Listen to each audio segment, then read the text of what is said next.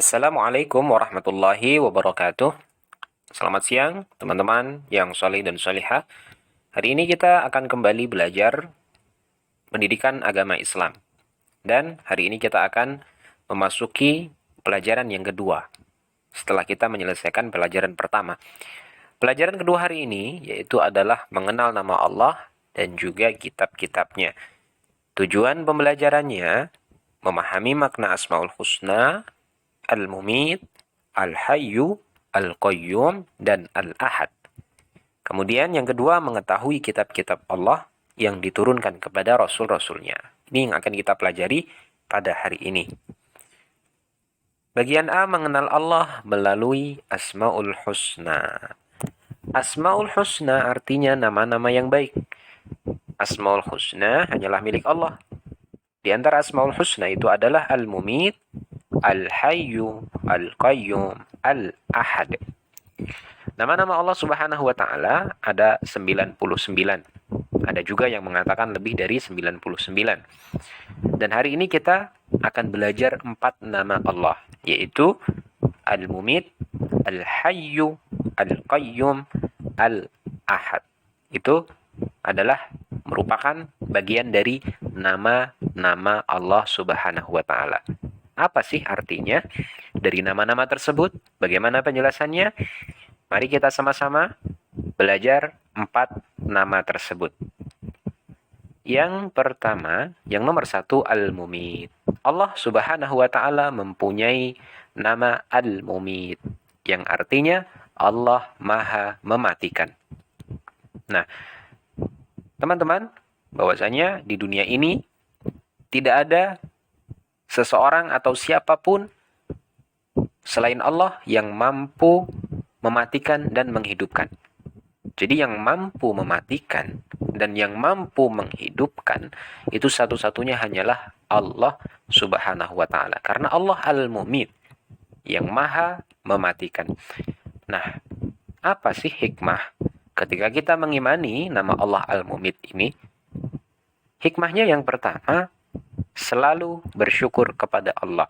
Ketika seseorang beriman, percaya, meyakini terhadap nama Allah Al-Mumit, maka dia akan bersyukur kepada Allah. Kenapa dia bersyukur?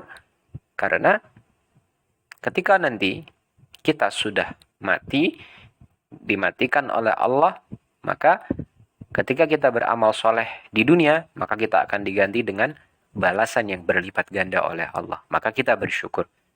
Yang kedua, hikmahnya tidak bersikap sombong. Seseorang yang meyakini bahwa Allah yang Maha Mematikan, maka dia tidak akan sombong. Karena dia tahu bahwa sesuatu selain Allah pasti mati. Termasuk manusia, semuanya pasti akan mati. Maka dia tidak akan sombong ketika menjalani hidup di dunia. Karena dunia ini hanyalah kehidupan yang sementara. Ya. Dan seseorang yang mati tidak mengenal tua atau muda. Siapapun pantas untuk mati. Makanya tidak boleh untuk menyombongkan diri. Yang ketiga, hikmah mengimani nama Allah Al-Mumit adalah menjaga diri agar selalu taat kepada Allah. Yang keempat, banyak berbuat kebaikan.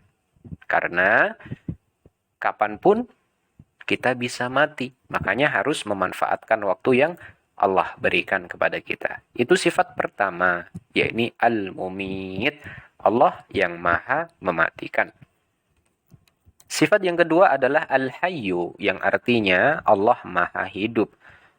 Allah Maha Hidup dan Allah akan hidup selama-lamanya. Berbeda dengan makhluk-makhluk Allah.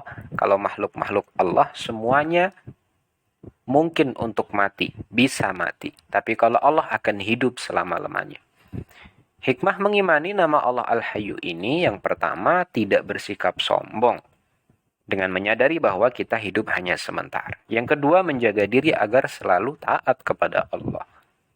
Yang ketiga, banyak berbuat kebaikan. Yang keempat, tidak pernah meninggalkan sholat wajib. Saat seseorang meyakini, mengimani bahwa Allah itu Maha Hidup, maka dia akan rajin beribadah, termasuk di antaranya sholat. Karena dia tahu Allah Maha Hidup. Allah melihat perbuatannya. Allah mencatat amalnya, baik ataupun buruk. Lalu kalau baik Allah memberikan pahala, kalau buruk Allah memberikan siksa. Maka dia akan rajin di dalam beribadah karena Allah Maha Hidup. Allah tahu dengan apa yang kita perbuat. Kemudian yang kelima, senang bersedekah dan berpuasa. Ini di antara hikmah mengimani nama Allah Al-Hayyu. Artinya Allah Maha Hidup. Yang ketiga, Al-Qayyum. Artinya Allah Maha berdiri sendiri. Maksudnya bagaimana Allah Maha berdiri sendiri itu? Jadi Allah tidak butuh kepada apapun dan siapapun. Kalau manusia atau makhluk lainnya tentu butuh kepada yang lain. Kita untuk makan butuh bantuan orang lain. Butuh petani yang menanamkan padi. Kalau kita mau pergi ke suatu tempat, kita butuh bantuan kendaraan. Kalau makhluk Allah itu semuanya tidak bisa berdiri sendiri. Tapi Allah Maha berdiri sendiri. Allah tidak butuh siapapun. Tidak butuh kepada apapun. Dan justru kita yang butuh kepada Allah Subhanahu wa Ta'ala. Hikmahnya, ketika kita mengimani nama Allah Al-Qayyum ini, yang pertama, menjadi anak yang bertanggung jawab. Ini hikmahnya. Allah Al-Qayyum Maha berdiri sendiri. Nah, hikmahnya, yang pertama kita akan menjadi anak yang bertanggung jawab, mandiri. Ya. Kemudian yang kedua menjadi anak yang mandiri. Kemudian yang ketiga menjadi anak yang pintar. Yang keempat menjadi anak yang selalu bekerja keras. Itu adalah sifat nama ketiga, yakni Al-Qayyum, Allah Maha berdiri sendiri. Nama yang keempat yakni Al-Ahad. Allah mempunyai nama Al-Ahad yang artinya Allah Maha Esa. Allah Maha Esa, ya. Jadi Allah itu Esa, Allah itu satu, Allah itu tunggal. Tidak ada Tuhan yang berhak, yang wajib untuk disembah selain Allah Subhanahu wa Ta'ala. Jadi kita hanya boleh menyembah kepada Allah. Tidak boleh menyembah, haram menyembah kepada selain Allah. Hikmah mengimani nama Allah Al-Ahad. Nomor satu, semakin bertambah iman kita kepada Allah. Nomor dua, semakin rajin kita dalam beribadah. Nomor tiga, selalu bersikap baik kepada orang lain. Nomor empat, selalu bersikap rendah hati. Ini adalah sifat Allah yang keempat. Al-Ahad, Allah Maha Esa.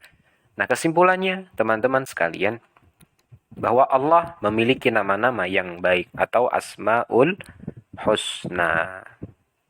Kemudian, Al-Mumit artinya Maha mematikan. Al-Hayyu artinya Maha hidup. Al-Qayyum artinya Maha berdiri sendiri. Al-Ahad artinya Maha Esa.